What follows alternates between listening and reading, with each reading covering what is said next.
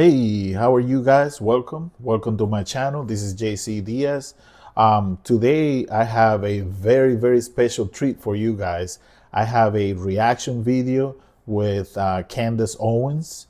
I knew that the minute after we received news that Erika Kirk was named to be part of the special board to the to the um, to the Air Force, and I knew that there was gonna be a reaction from Candace Owens. So I hope you guys really enjoy this reaction video.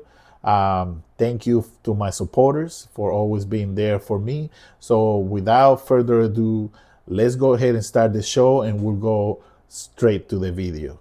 Thank you.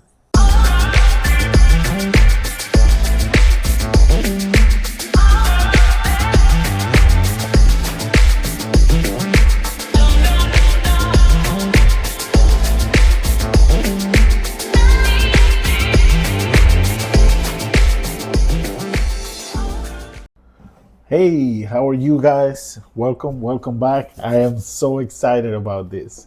I am super excited. This is JC Diaz. Welcome back to another video. Absolutely knew that the minute Erika Kirk was named part of the board of the Air Force, which is an exclusive group. It's only like 15 people are named, usually part of that group of the board, right? Um, I knew that the first thing that came to my mind was, what is Candace Owens going to say? So I'm super excited about this video. So let's go ahead and start this video. We're gonna do a reaction video to what she's saying, and man, I can't even contain myself. So let's go. Let's do this reaction video. Let's see what's going on, Candace. Let them know. Let them know. Let's go. All right, you guys. In today's episode of Everybody Grieves Differently, and by the way, I should say we are in like season 17, episode 4. You know, the writers are running out of ideas and they're just putting up things that don't even make sense anymore. Yeah, well, on today's episode, President Trump has appointed Erika Kirk to the Air Force Academy's Board of Visitors. Now, if you would like to know how that further empowers this world-renowned widow who is definitely grieving, I will explain that to you. Is she qualified? Of course not even a little bit. Doesn't even matter. Also, Yes, doesn't even matter anymore. In this government, it doesn't really matter if you are qualified or not for a position. This is what we've seen from almost all of them, all the people that the president has named to his cabinet. Most of them are unqualified and have done a horrible job. And here are the results, you know. But hey, guess what? He just named Erika Kirk part of the Air Force board member. Go figure. Is she qualified for that? Hell no, she's not qualified for it. But let him have it, Candace. Let him have it. I gotta speak to you about something much more seriously. I have a hunch, a growing hunch, that Erika and Jeffrey Epstein may have crossed paths. Something is not sitting right with me about how she just keeps dancing around Jeffrey Epstein in her life. I am finding it increasingly difficult to believe that Erika just keeps coincidentally getting involved with countries and companies and schools that Epstein is involved with deeply. So I went ahead and messaged the PR team, legal team over at Turning Point USA with a very specific question pertaining to a modeling company that I recently discovered that she had some involvement with. 48 hours later, we have not yet heard back. Welcome. Oh boy. What does that mean? You know, is Erika Kirk somehow part of the Epstein files? Her name doesn't appear so far in any of the Epstein files, right? But what does she have to do with Epstein? This is getting interesting, guys. Like this is really interesting. You know, Candace Owens is not scared of anybody. She will tell the truth no matter what. And I'm excited for this. Let's keep going. Back to Candace. Headline today, Erika Kirk has been appointed to the Air Force Academy Board. Yeah. Yeah. I'm here for it. I love it. That's what you need to know on this Tuesday morning. So you get back to work, Goyam. You'll be lucky if you have a mortgage. Erika Kirk, on the other hand, well, she's just being handed promotions. In case you missed it, her husband died. So now she will be advising the Department of Defense. I don't know. With this appointment, Erika joins just 15 other members. That's how exclusive this board is. There's just 15 other members, and they are responsible, just so you understand what the job requires, they're responsible for making recommendations to the Defense Secretary, Pete Hegseth. There you go, guys. She is part of an exclusive group of people. Only 15 people are part of this board of the Department of Defense, especially the Air Force, and of the Department of Defense, and they are the ones who advise Peter Hegseth. So, is she qualified for this? I guess we're about to find out. I just like you guys. I'm watching this video for the first time, so just like you, I'm intrigued to see what's gonna happen. So let's go. Let's keep watching. Regarding changes to the Air Force Academy. They're also tasked with providing an annual report regarding the Military Institute's morale, its finances, its financial state, and its academics. Now, you might be wondering right now, how on earth is Erika Kirk? How did she really just graduate from an apparent stay-at-home mother to suddenly being qualified to submit financial, academic, and military morale reports to the Defense Secretary of the United States? And if you're wondering that, you should know that you're everybody. We are all wondering this, but I don't know, guys. Her husband died. That's what I'm told. We are just constantly being reminded that her husband died. Therefore, hey, she could be president one day. That's what Charlie said. You know what's crazy is that just like anything in life, it's crazy to me anyways, is not about how much money you have. Money is part, right? It's part of it. But the connections you have in life are way more important than all the money that you could have. You could have all the money in the world, and if you don't have certain connections, you won't have access to all the things that you could have access only with the money. I hope you guys understand what I'm saying. Connections are everything in this life. And this right here is a fine example of what I'm saying. If you don't have the right connections, you don't get the same results. Unfortunately, that's the way it is. But let's keep watching. Allegedly, there's no, so we can't see where he said it, but he did say it. He just happened to say that she's going to be president one day. And some would say that maybe it's starting to look like a Claire Underwood from House of Cards situation. Maybe we don't feel so great about her ambition in this moment. But those people, you should dispel what they're saying. They would be wrong, because the experts have explained things very clearly. And the experts say Erika is qualified because Charlie was qualified. She's literally just taking his place. Anything he can do, she can do better. Yeah, sure. Charlie was a literal boy genius, boy wonder, who had been militarily inclined since high school. Remember, his plan initially was to get into West Point, but then he established Turning Point, and it drove his life into a different direction. And sure, Charlie then built and ran that successful college campus student organization with chapters all across the nation. And sure, that organization earned him the ear of the President of the United States and every major political player in the country and world. And sure, that organization was taking $100 million in annually. But what? Like, it's hard. Erika's husband died, so now she's qualified to take his place. That's how this works now. And that's what she's doing. Charlie, by the way, had himself earned that appointment And there was backlash going, wait, whoa, this is a very big deal. We shouldn't be mixing politics with this. He had earned that appointment in March of 2025, so just 6 months before he was assassinated. We can all therefore reasonably assume that his beauty pageant wife, who makes t-shirts with biblical verses on them, is going to bring the same level of experience to this exclusive role because she's grieving. It is so crazy to me that someone with no experience, who has no idea what she's doing, is all of a sudden named to be part of the government. This is how corrupt this government is.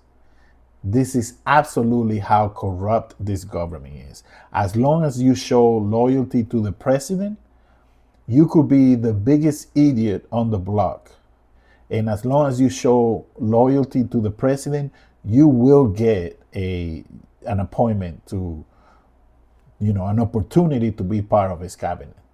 That's how low the priorities and that's how low we have fallen as a country. Let's go, Candace. And the math on this is really simple. It makes perfect sense if you don't think about it at all. And you want to know what I think? I think that why stop there? Why stop there? We're so far past ridiculous. I want them to actually just accelerate things. Why not just make Erika the defense secretary altogether? Why not just give her command and control over the Army, the Air Force, the Marines, the Space Force? I do not see a legitimate reason why Erika wasn't sitting to the left of Trump in the Situation Room when they bombed Iran. That seems perfectly logical now. I mean, her husband was assassinated and she's a grieving widow. So, yeah, maybe she could provide counsel to the president regarding this crucial Operation Epstein Fury. That's what we're calling it. We know what this is really about. They're distracting us from the Epstein files and just doing whatever Israel wants, like always. Which brings me to Jeffrey Epstein in general. Speaking of Jeffrey Epstein, who was in fact an occult Jewish pedophile, I wanted to show you this email. I had mentioned it yesterday that took place between him and the Princess of Norway. I had mentioned it because, I was casually discussing how the real aims of these people is they just want they want less humans. Yo, guys, this Epstein guy was like, I've never seen anybody so connected to so many big people. Like, I don't understand. And I did a video before, but I don't understand how can someone have so much influence? This guy didn't come from a rich family. This guy, literally is like self-made.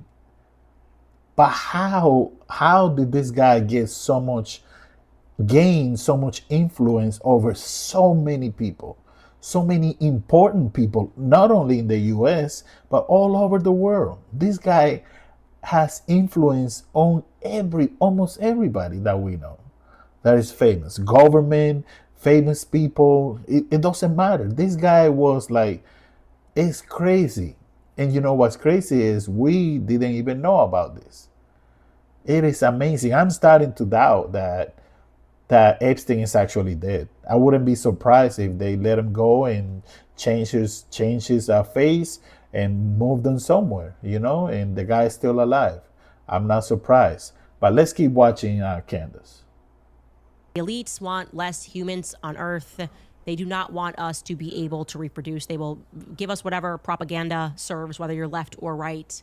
And yeah, you're going to see this email that I'm going to show you to put it in its proper context. The lead up to this email is the two of them discussing food and antibiotics destroying living organisms. I'm very antibiotic. We'll save that for another show. Anyways, this discussion ends with a mild celebration regarding how ultimately that's going to give them the power to just create humans. This is a conversation back in 2012. Let's read it together. She writes, the princess writes, "You always make me smile because you tickle my brain, but I want the data from now, or the bill is mine. It is the cocktail of all of the unnaturals that have a profound effect on the early stages of development in humans. Soon, people won't be able to make new humans anymore. But I guess that would be La La Land great because we can just design them in a lab.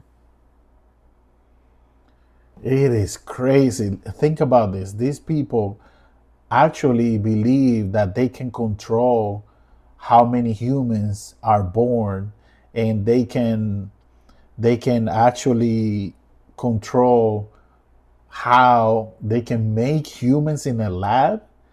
Like, I used to be really skeptical about, this children sacrifice and all that. I honestly used to be really skeptical about it. But now that I'm thinking about it, it seems like it's really true. It seems like this is nothing new. It seems that this has been going on for the longest time. And what's crazy is all these people, all these famous multimillionaires, billionaires too, are behind all this. They're actually trying to control humans and how many humans are born, and they want to create humans in labs. This is something out of a sci-fi movie. I don't know, man. Let's keep watching. So futuristic. Design humans in a lab. I just think it's really important for me to underscore to you guys that left and right, that has always been the goal. Less humans. To my lefties, truly, it was never about my body, my choice. Go down the Emma Goldman rabbit hole. Go down and understand who was behind Margaret Sanger. This was always about eugenics. The goal was eugenics. They view us all to be human weeds that need to be exterminated. Now, to my conservatives, who, like me, truly believed that our military was out there spreading democracy all over the world because the West is the best, and that this was going to, these wars would in some way benefit us. Nope. I think now we can accept this was about just mowing the lawn, mass murdering people. Also,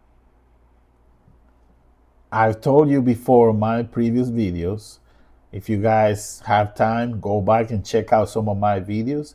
I've told you before, the left and the right do not care about us. They don't care. Democrats and Republicans are both the same.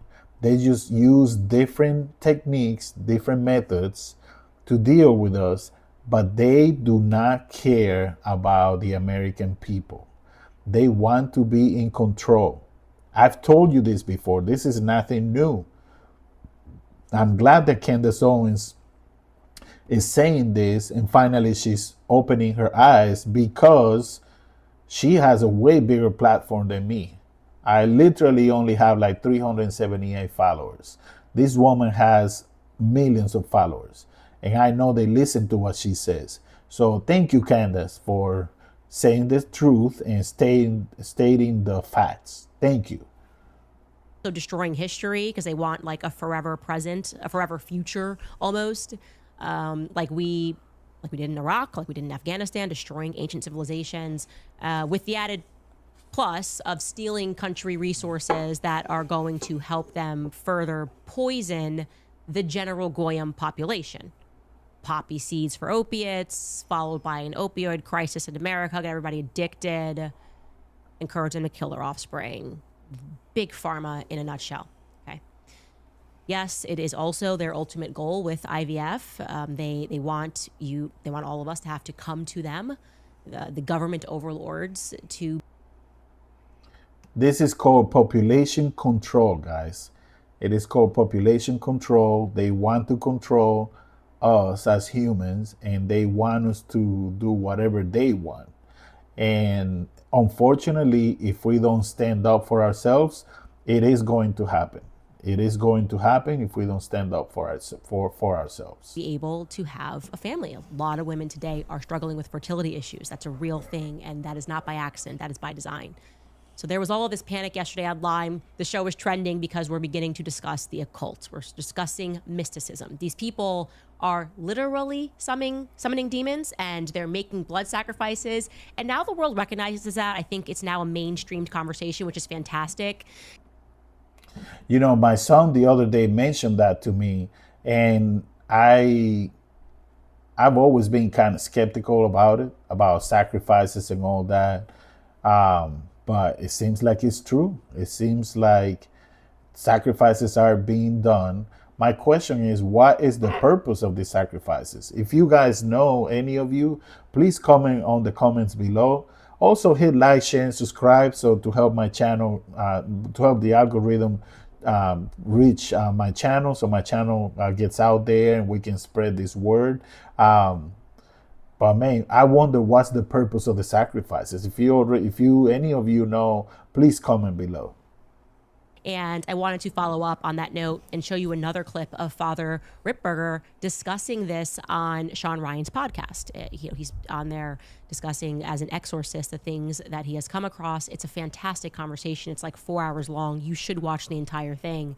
But in particular, in this clip, he's going to discuss how coming into contact, Freemasonry, essentially, and how people can raise the ranks through the occult families, how they get involved with these mystic cults in general. Anyway, take a listen. If you are in the occult, do you just arrive at that level where you're doing satanic rituals, or do you graduate? Some graduate. Some are actually they're trained in this stuff from the very beginning. Sometimes they're actually groomed. They'll watch them in college, or they'll watch them and then they'll introduce them into this through various secret societies and things of that sort. They'll get them into engaging in the occult.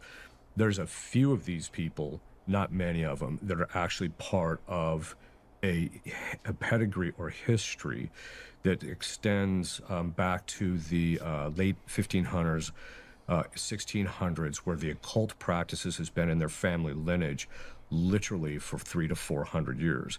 And so they're So one question, are they doing these sacrifices in order to worship the devil? Is that what they're doing? Because, we've always known that there are people out there who worship the devil, and they sell their soul for riches. They sell their soul for, to become rich. They sell their soul to become successful. So is this what this is about? So is this what, some hip hop artists, some actors and actresses, is this what they actually do in order to become successful? Do they actually sell their souls? Because this is crazy to me. This sounds like a sci-fi movie, like a movie, but this actually is real life. It is crazy. proficient in the knowledge about how this stuff works and what is actually involved. They know that there's demons and God, etc., and they know that their activity in the occult is getting demons actually involved. They fully know that. In fact, their knowledge of this stuff is almost on the same level as mine. And so they have a full understanding of it, but they're on the side of evil. And so they tend to raise their children generation after generation within that particular occult set of practices. That is exactly right, ladies and gentlemen. These bloodlines are ancient. These practices are ancient. And the reason why they're constantly moving people all over the world is they don't want you to have this ancestral knowledge. They don't want you to know that they're doing this stuff in broad daylight. The revelation of the method. They're kind of telling you they're doing these things. More on that later. The point here is that Epstein was definitively of the mystic Frankist ilk. He was practicing mystical Judaism. There is no question about that. It always involves occult rituals which involve harming innocent children. And regarding Jeffrey Epstein in particular, I want to throw it back to this tweet that I published on Thursday, January 29th of this year. It's really interesting in retrospect because I truly did not know what it might amount to.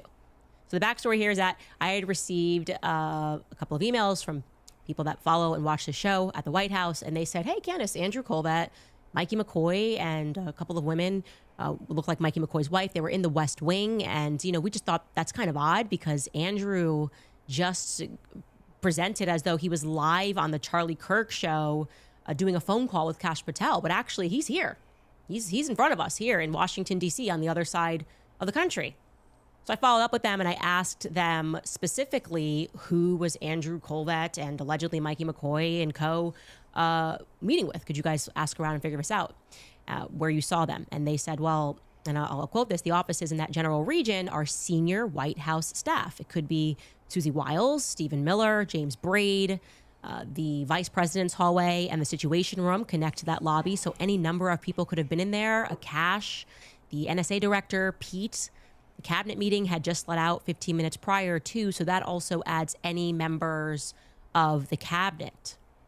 I didn't know what to make of this, right? So I just instantly put the information out there, and this is what I tweeted. I tweeted, just in case. I said, tweeting this in case it's relevant down the line. 2 days ago, Thursday, January 29th, Blake Neff and Andrew Colbert hosted Kash Patel on Charlie Kirk's show. It appeared as though Kash phoned into the show live, but he did not. Andrew Colbert was actually in the West Wing in D.C. that day, taking a meeting with top brass.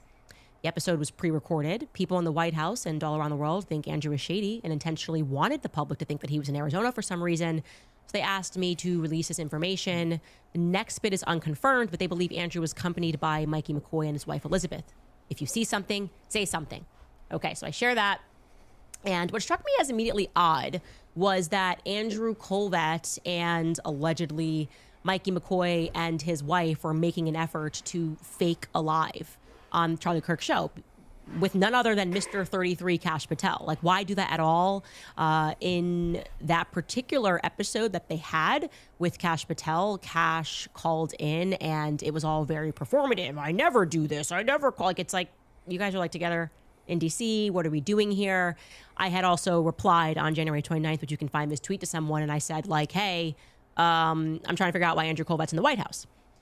Now, Andrew, the reason why this also should stand out to you is because Andrew has missed plenty of episodes of the Charlie Kirk show. Sometimes it's just Blake Neff. Sometimes it's just, it's Blake and Mikey. Sometimes it's a guest host. Sometimes when traveling, Andrew even calls in for a segment. But this was, for some reason, pre-recorded and intentionally presented to the public as though it was live. I never do this.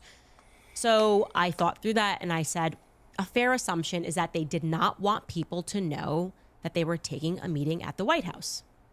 And that's a very unusual desire for Turning Point USA, right? They normally love to promote the fact that they are involved with Trump, throwing flashy events at the White House, Mar-a-Lago, posing, all glammed up. So then I had to ask myself, well, what in particular was it about this meeting on this day in the West Wing that they wanted to fly under the radar? What could have been the subject that they wanted to fly under the radar? I wasn't sure. Like I said, felt important enough to tweet about it just in case. And lo and behold, the very next day on January 30th, the Epstein files were released. And I thought, oh, how precise. Is it possible that the meeting was related to the Epstein files, which are heavily redacted and obviously not complete? And said to myself, well, Erika was heavily involved in the pageantry world, really her whole life. Trump was also heavily involved in the pageantry world. More specifically, Donald Trump was actually the 50% owner of Miss America alongside NBC Universal when Erika was crowned. And Trump and Epstein's relationship, to be sure, seemed to be centered around pageantry and the modeling world and party. So this relationship between Erika Kirk, Trump, and Epstein goes back a few years. Now, it doesn't seem like she's involved in any of, these Epstein files and stuff, because I haven't heard her name at all come up in any of the Epstein files. But she did have some type of relationship, mostly with Trump. This is turning out to be something bigger than we thought about Charlie Kirk. I always wonder why, the authorities have been so quiet about what happened to Charlie Kirk. Like, we never heard about the person who shot Charlie Kirk anymore. We don't know what happened to him. And it's this whole thing, this whole situation around Charlie Kirk is really, really strange. It is really, really strange. The way he was killed, the way the whole situation happened, it's always been really strange. And all of a sudden, we have now the rise of Erika Kirk, with the government, which is even more shocking. So I don't know, man. This is turning out to be something quite crazy. And I pray that Candace Owens stays safe. We gotta keep this woman safe, because this woman is not scared of anything. So let's keep watching. There was even a lawsuit that was filed back in 1997 over a pageant company wherein one of the guys had said that during a meeting for his company that Jeffrey Epstein was there, which is kind of like an honorable mention. So, okay, and Trump has never denied that he hung out with Epstein. He said, I never went to the island, but there are obviously photos. So that's interesting. And I want to make sure you understand what Jeffrey Epstein did, how he was trafficking. It's important to remember that Jeffrey Epstein was specifically trafficking women from Eastern Europe through modeling agencies. Okay? So it's a great cover, whether he was working with Victoria's Secrets, Les Wexner hands him the keys and all of a sudden he's like a casting director looking at all of these models. Jean-Luc Brunel in Paris, his agency, MC2 Modeling, Jean-Luc Brunel kills himself. The media doesn't want to mention the fact that they also had offices in Tel Aviv. Jean-Luc Brunel did. And that's how he was accomplishing it, because when you see a lot of women at a modeling agency, you don't go, oh, maybe these women are being trafficked from Europe. Maybe these women are, not actually happy to be here. Maybe they're in some danger, right? It's like the illusion when there's just a lot of models at any event, whether it's a pageant, anything else, is that this is normal because it's just the world of fashion or the world of beauty or the world of modeling. Okay, so Victoria's Secret he's doing casting for. So pretty much what they were doing is they will use the modeling agency as a facade in order to be able to traffic all these different girls. They will bring girls from Eastern Europe, make it seem like they were part of the pageant, of the modeling agencies, and they will sell the girls to multimillionaires who then will go to the island and abuse these girls. It is a whole cover up, a whole situation, a whole system that these people had. And it's amazing to me how much influence Epstein had over all these people. Let's keep watching. And also, when you go through his emails, it seems like he's also hand-picking girls for certain pageants. I mean, I've read through some of them. Like he had clearly a very strong relationship with the Miss North Carolina one year. I thought, okay, maybe still another coincidence, right? Erika's in pageant world, Trump's in pageant world, Epstein's in pageant world-ish.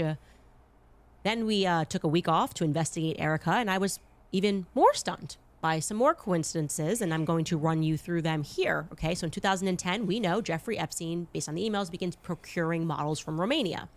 We also know that that's the same time and year the Black Sea Rotational Force in Constanta, Romania, is being led by Erika's cousin, Lieutenant Colonel Dennis Franțve. It's the first time America is operating a base in Romania, which is later going to be accused of prostituting underage Romanian children.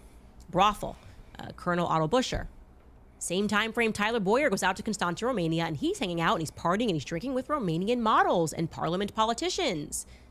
Then Tyler is going to return from Romania around September of 2010. Makes sense because he was attending Arizona State University, so school's got to get going. And then that same year, Jeffrey Epstein begins giving money to Arizona State University, specifically for their Origins project. Okay. 4 months after that, Erika, and this is now into 2011, in May of 2011, Tyler Boyer is going to get unusually elected to the Board of Regents. And I say unusually because the governor, he kind of didn't go through the normal process, and the governor just decides Tyler Boyer's the guy.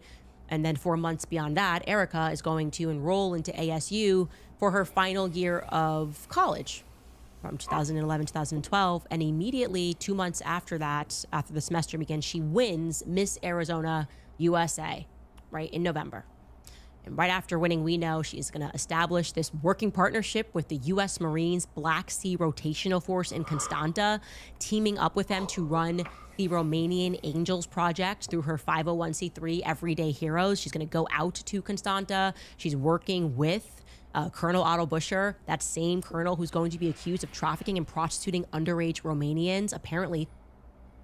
This is what I admire about Candace Owens, is the fact that she just doesn't talk to talk. She will do the research. She has a team, or she does I don't know if she has a team or if she does the research herself, but she does an amazing job, or of doing research so that when she is speaking about something, it is backed. It is backed up. She has backup. She has facts and she has proof of what she's talking about. Like, she just doesn't randomly go and pulls a website and then just makes up something out of that website. She actually does her investigation, and that is a way to protect herself. I think that is something that all of us influencers, YouTubers should do, which is make sure that any sources that we have, that we can back it up, that we can save the sources in case we get questioned about it. So I do admire that about her. Let's go. Up and through Tel Aviv. And I do want to also say about that, in general, why did she partner with the U.S. Marines at all?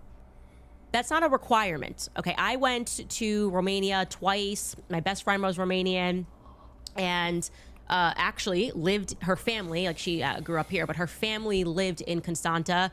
You can just go do charity. You don't have to team up with the U.S. Marines. This is a EU member state. Okay, you don't need the protection of U.S. Marines to be in Romania and decide that you want to drop off some Christmas gifts. Really, you just need an address to do that.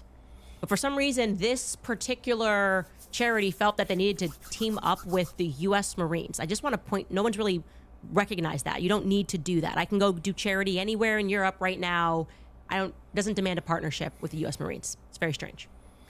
Then we have in 2014, 2015, Erika begins tweeting that she's a casting director or casting recruiter in Los Angeles. At the same time, she's kind of trying to break into the industry herself, which we've shown. And I also want to say that during this time that she's trying to get involved in reality TV, we find her floating around Mark Burnett. Mark Burnett is also running Mark Burnett Productions. He's running Trump's Apprentice show. A lot of synergy happening around this time. I do believe that Erika knew Donald Trump before she ever met Charlie Kirk. I think that's honestly evident. And so it really makes you wonder if this kind of brings in Colvet, because Kairos Company is working with Mark Burnett via Johnny Moore. It's very weird around this time frame, but it's this next little time frame that I want to get to you guys on. All right, so I'll tell you how I got this information. I had received a tip a while ago saying, hey, their Next Model Management in New York City, Faith Cates, who was the co-founder of it, had to step down because of her involvement with Jeffrey Epstein. She's like in his emails like 4,000 times. Even after he got arrested for pedophilia, she's like, I will never betray you. I will never, ever betray you. Like, I've got your back to the end. She was very close. I mean, look, she's inviting him here in this email to her son's bar mitzvah. And this person said, just so you know, Erika was involved with Next Model Management, right? So this is a tip. And this person did not work with Next Model Management. So I was like, okay, tip, let's see where it leads, kind of investigating things. And I kind of reach into some old contact cards. I'm going, that would be very curious, because Next Model Management apparently had tons of Eastern European girls all around the office. And like I said, you can look more into the Faith Cates thing, but it's not great. It's not great. The relationship that Faith Cates had with Jeffrey Epstein, Eastern European models all around Next Model Management office. He was helping this model agency in particular. And so I decided to see if I could get some more people to verify that Erika was involved. What was she doing? Was she modeling? No. Well, I was able to confirm it, not just once, not twice, 3 times, 4 times with people with direct knowledge that Erika Kirk was multiple times taking meetings at Next Model Management and dealing with the people, like the suits that would surround Faith Cates, people like Jeffrey Epstein. Now, they did not say they saw her meeting with Jeffrey Epstein, but they said essentially Jeffrey Epstein was always there because he was so close with Faith. This cannot be denied. You can go through their emails. They're very close.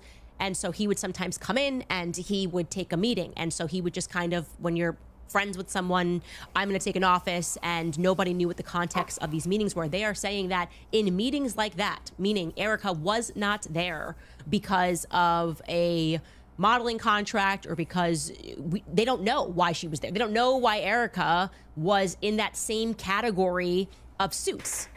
right? Of just like suits, and they were not to ask questions, and Erika is there and she's taking meetings at Next Model Management. So now, feeling 100% certain that this information was real, like I said, confirming it 4 ways, I decided to go out and ask Erika what she was doing there. Because if people with intimate knowledge situation don't know what she was doing there, that's not great, right? What are the chances? What does Erika have to do with Next Model Management? What is she doing there? And I went out to her, and I, of course, copied the spokesperson, Andrew Colbert, and I said, what specifically were you doing at Next Model Management in New York City? What's up? What do you do? Did you run into Epstein? Like, I just want to know, like, what is your relationship with Faith? How about that? Give me the context of this. Crickets. I feel like that would be a very easy email to answer. One question: what is the context of your relationship with Next Model Management? We've now confirmed that you were taking meetings here. What was the nature of those meetings? And I mentioned, she's obviously had a falling out regarding she had to step down because of the Epstein emails, and she retired. She said it's like the nice way of, I'm deciding to retire. And nothing. Wouldn't you just answer that instantly? Like, if someone just emailed me and said, what is the context? You're ASU, you got Romania going on, you're not this modeling agency. And they said, like, there were constantly Eastern European models all over the office. I mean, like, it was just everywhere. And Epstein would just come all the time. Like, this was his friend. Why wouldn't he come into his friend's office?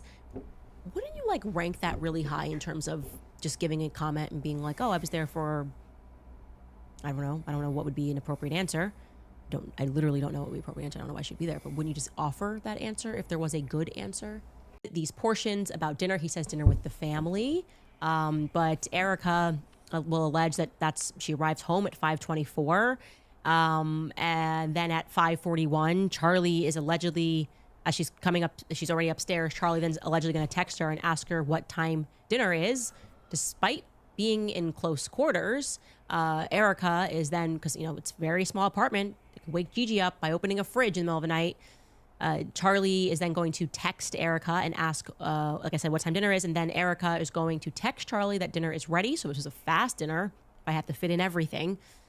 And then you can kind of see we've gone through and went back to the game, followed people's tweets of when exactly Noah Sewell forced a fumble on TJ. That's what he's talking about there. And you can see that this timeline is starting to tighten up. So I wanted to share this with you because I have a strong inkling, and it is not a fact, but it is a strong inkling that Charlie was at home alone with the kids. That is why when he woke Gigi up, it would track that he went to have dinner with his kids and his quote-unquote family. And that is why when he was shouting at the TV, which would in fact wake a toddler up around, when is he shouting at the challenge around 7:16, that he then screaming at the game, whenever Gigi wakes up, he then tells Frank, hold up, because the Chicago game is on, which Frank hasn't mentioned that, which I find to be interesting. Might be a talking point of why he was running late. But this is, it's getting interesting. It's definitely getting interesting. That game ended at 8:30, so he definitely was not walking with Charlie at 8 o'clock because he is very clear that he was screaming. And then he comes down a little bit late. Charlie is then going to be seen at 9 o'clock. What do you guys think about this? This whole plot about Charlie Kirk is a time bomb, right? I honestly believe something else happened to Charlie Kirk.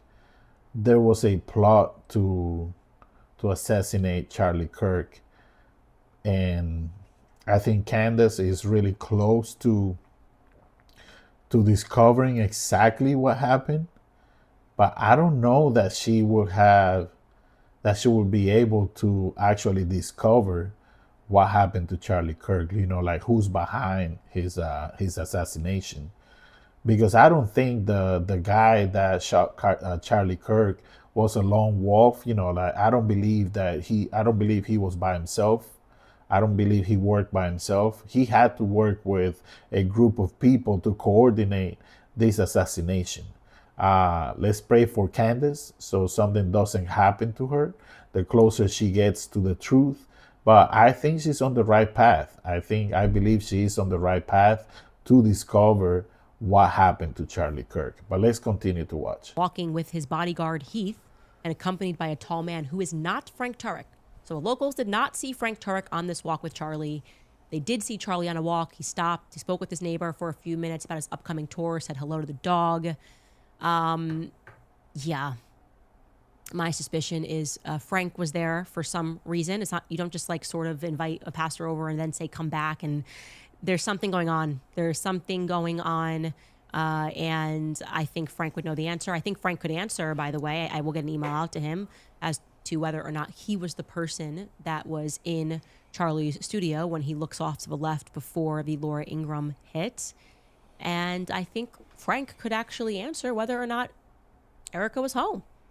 It's a yes or no question. Was Erika home? Did you see Erika? Nobody yet, and I will keep putting out an APB for September 8th for Erika Kirk. No one can confirm seeing her anywhere. And she was very well known in this neighborhood. Charlie's entire family is well known. People will tell me when they see the kids, who they saw the kids with, that they saw the kids with Tracy Martin's husband. I mean, you could say any person, they know, because Charlie Kirk was a celebrity. He was a fixture. So they knew his family, they knew his kids. And no one can confirm that they saw Erika Kirk on the 8th. And I'm troubled by that. Even anywhere. Like, maybe went to go pick up the food from the grocery store. I don't know. Given how much she pathologically lies. So my question is, where was Erika Kirk that day? What do you guys think happened? I feel like I'm a detective now. I'm trying to find out, where was she that day? What was she doing? Who was she talking to? How come the FBI is not doing more investigation? Because I think these are all points that need to be addressed. You know, these people need to be questioned about what happened, what's going on, where they were. Like, if it was a regular person like me or somebody else, you could be sure the FBI will be all over our houses, you know. So I'm wondering, where was Erika Kirk that day? I'm wondering. And given how aggressive the campaign was when we merely mentioned Fort Huachuca, and I had not yet dropped the fact that he thought he saw Erika, we were actually holding that back. And then she does this tour and gets like real aggressive and just stop. My vibes, my spidey senses are telling me that Erika was not there on the 8th. I find her pretending not to understand the instructions, or the middle person, what we're trying to get to confirm that this text correspondence really took place between her and Charlie and not her and somebody else or two other people. I don't buy it. I don't buy anything really that Erika says. She lies a lot, and I think we've proven that thus far. Anyway, we'll take a break here, and I'll answer some of your questions. You know, we're at that point now where it's just weird for the people who like came out of the gate defending her. Yeah, they were like, okay, she's a grieving widow, and it's like she's a grieving widow, and then you kind of have to like put your head down and be like, okay, she really is grieving differently, like with the Department of Defense, and just take. You know, I honestly believe that Candace Owens believes that Erika Kirk knows what happened to Charlie Kirk. She cannot say it directly, but she's pointing, you know, towards that direction. She's like trying to tell us, but she cannot directly say it because she can get sued. But I believe that she believes that Erika knows exactly what happened to Charlie Kirk. Let's go. Her husband's place. That's why you should never rush to defend something that you know is wrong, right? Because eventually it's going to catch up with you. Everyone knew it was wrong. Everyone knew the way she was moving wasn't right. It's better to actually stay quiet if you're not sure, which was me. I was like, I'm going to be quiet. I just don't want to feel the way that I feel every time she opens her mouth. I didn't like the whispering too. Like, there's a lot of whispering she does that is like, he knows. Like, some of that felt a little bit performative to me, but it's like, you know what? That's a opinion. It's a fact. And the facts followed facts followed the vibes that we were getting, and that's why you should never. You just wait, be patient, allow the truth to reveal itself. It always does. I am going to get to actually, what was our number one comment from yesterday's episode? Do we have that? Did we pull that yet? All right. Number one comment from yesterday's episode. I cherish this freedom of expression. Its loss reveals the extent to which the French people in France are under the thumb of the elite and for a very long time. That was our number one. This is no way. This is the number one comment. Oh, from our French channel. Ah, okay. I was like, I really don't think. Okay, wonderful. That's amazing. It's great to have. We do have a channel that is in French. So there you go. A number one comment from our English channel is I prayed for a sign as to whether to join the military or not today, and I got my sign. Thank you, Candace. God bless you. I will not be dying for Israel. I am so glad that I could do something productive. It's just, I just don't even understand why people are dying overseas at all. Our country, like I said, is in decline, and it's very obvious that the priority is just to serve Israel, and that will be Trump's legacy, sadly. There you go. Like I said before, this war, the president didn't want to do this war, but he was dragged by Israel to this war. And I believe, like I said before, Israel has something on the president, and I believe it's related to the Epstein files. I believe they have something that is related to the president, to the Epstein files, and they told him, look, if you don't support us in this war, we have stuff on you. And they are dragging the president to this war, and it is senseless, it is shameful. We have soldiers dying, we have innocent children dying in this war, we have things that are happening that should never have happened. And what's crazy about this is that all these MAGA influencers like Candace Owens, they're finally opening their eyes. They actually believe the promises that Mr. Trump made. They actually believe that when he said America first, it was actually going to happen. And I'm here to tell you, I told you so. I told you so. And there you go. I mean, you all knew this was going to happen. You all knew this man is a liar. You all knew this man has never had the back of the American people. We all knew this man has been all for himself and his family. And you all decided to vote for this man. You all decided to vote for him regardless. So there you go. I don't feel bad for any of you. I don't feel bad for you, Candace. I don't feel bad for Megyn Kelly. I don't feel bad for the white supremacist Nick Fuentes. I don't feel bad for any of you. I don't feel bad.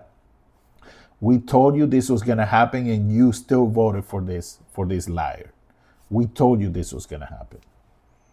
And I love how they're trying to, Candace betrayed Trump. No, Trump betrayed Trump. Trump betrayed MAGA. That is what happened. Everyone can see that now. Everything he is doing is the opposite of what he said he would do.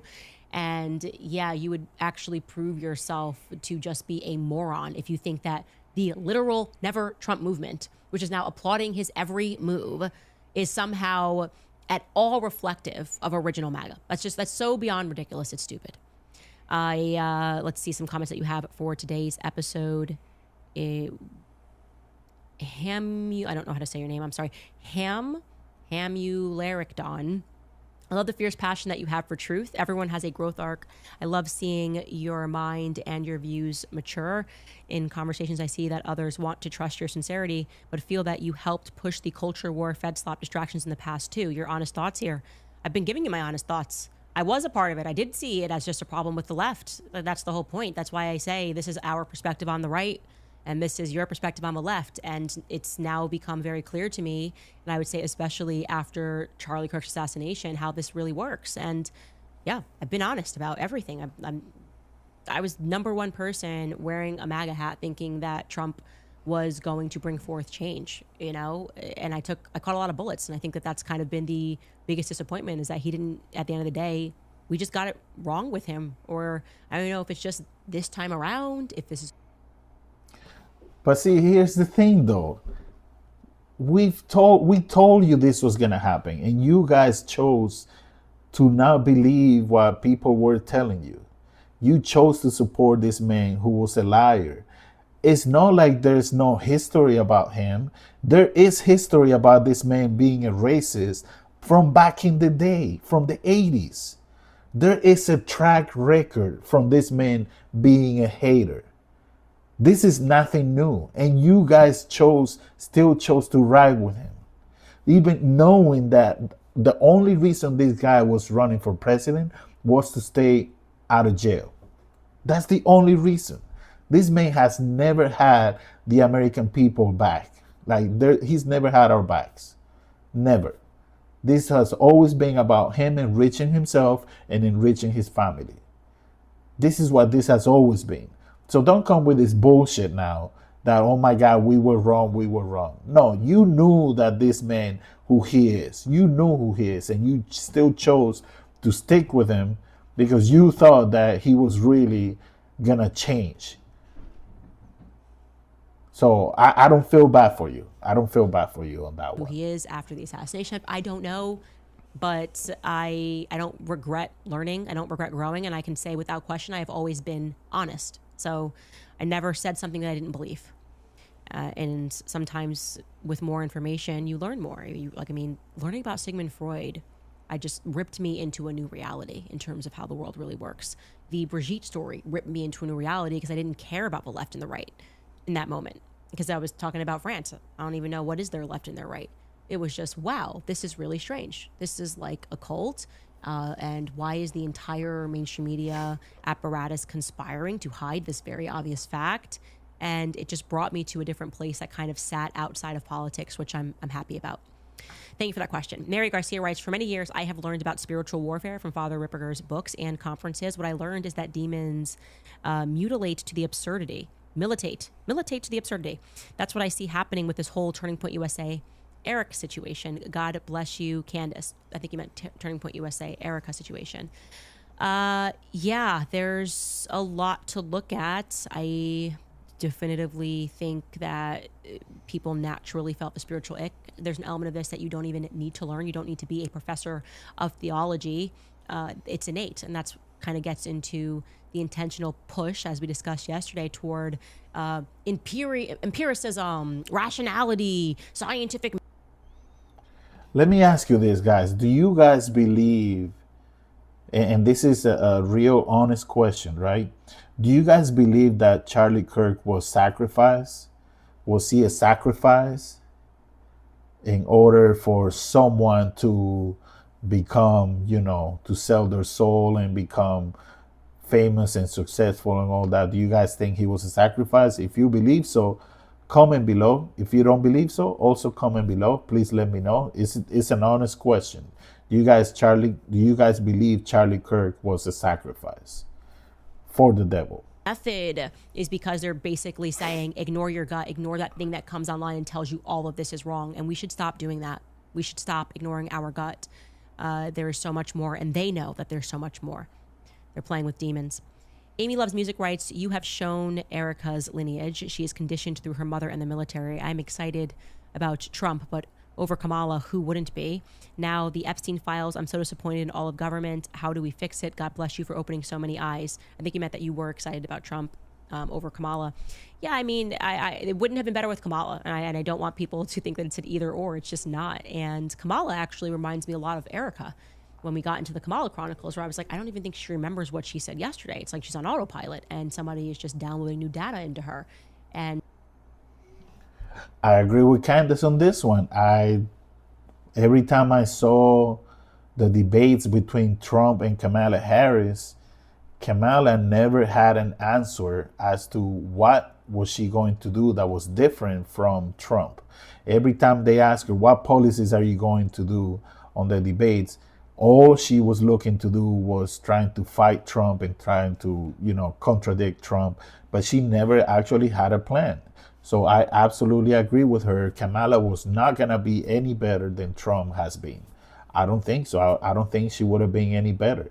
I honestly despise both Democrats and Republicans. I don't believe they have the best interest in the American people.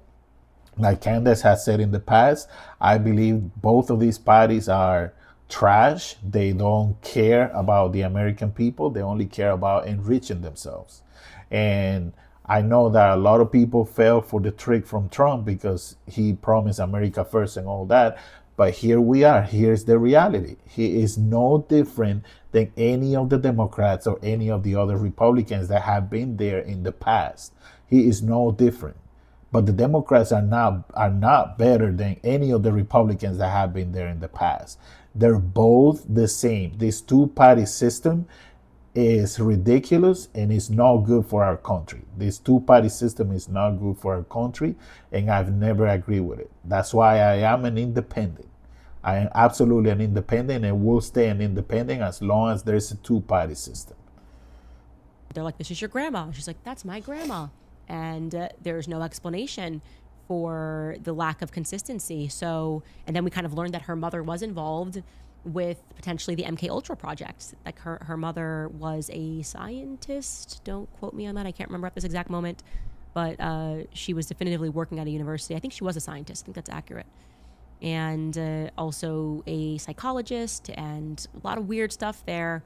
And yeah, we're learning a lot in the process. Angela writes, your tenacity and charisma in the face of the constant barrage of attempts to subvert your power are unparalleled. Thank you for speaking the truth, no matter the risks, to pull back the wool from the eyes of the world and all the lies. Christ is king. Christ is king indeed. He already won, so be excited. I mean, they are starting to look like demons. They're like lashing out, thrashing around like demons. They're so angry, and that's how I know we're winning. They're absurd. They're so crazy right now. They're like, this person's in a psychosis. Tucker must be stopped. They're just enraged at all times. And I feel that that means we are very much winning. We should be happy. We should be aware that eyes are being awakened globally to what's going on. And I agree with her. I know she's referring to Israel, and it's true. People are waking up. People are seeing who or what the real cause of the problem is. I don't even have to say the names. We all know what's going on. We know what the cause of the problem is. It's been really obvious for many years. But we got to be careful what we say, because these are forces that are way more powerful than we are. So we got to be careful. So I do feel concerned for Candace Owens' safety. I pray that she is safe. I pray that God watches over her, because all of these things that she's been talking about, they are really, really really compromising, and she's really she has a lot of courage to come out and speak about these things. So we got to keep Candace Owens safe at all costs, because she's a true patriot. So let's go. Truth is the antidote. They can't beat it. They can't defeat it. They're so used to lies, and that's why I encourage people not to just know the truth, but to speak the truth, because that seems to counteract their attempts at spells. They're constantly 6 feet social distancing, 6 feet, and then you really can just crash through. You can be a bull in a china shop and just say the truth, and you just see them completely come apart, and they want censorship, and that's what they're demanding now. Do I think they're going to grow increasingly violent? Yes, they have shown. Look, the whole point of kind of pledging into that cult is if you're willing to harm a child, you'll harm anybody, right? That's the point. When you learn what they believe in, through the darkness to light, that's what they think. They're like, okay, well, you now have shown that there's no such thing as innocence and rules, and we are our own gods, and we define the rules. Again, that gets more into what we discuss on our book club. You should learn about Sabbatianism. What she's saying is absolutely true. These people who practice and worship the devil, they actually believe that they can play God, and they believe that they can change things on their favor.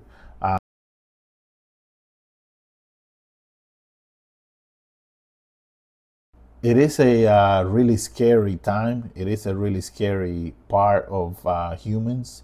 And unfortunately, we got to deal with it. But, we got to stay strong. We got to believe in God. And we got to keep speaking the truth. It's all we can do.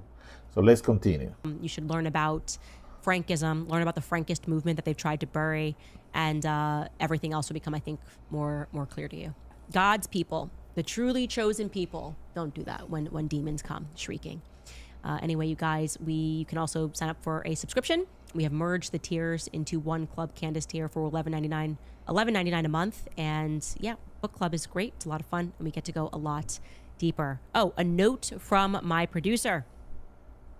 Blake Neff responded and said they did not cut out the portion of him discussing Erika and her insinuation that Charlie would want to still be dead if he had the option because of the faith movement.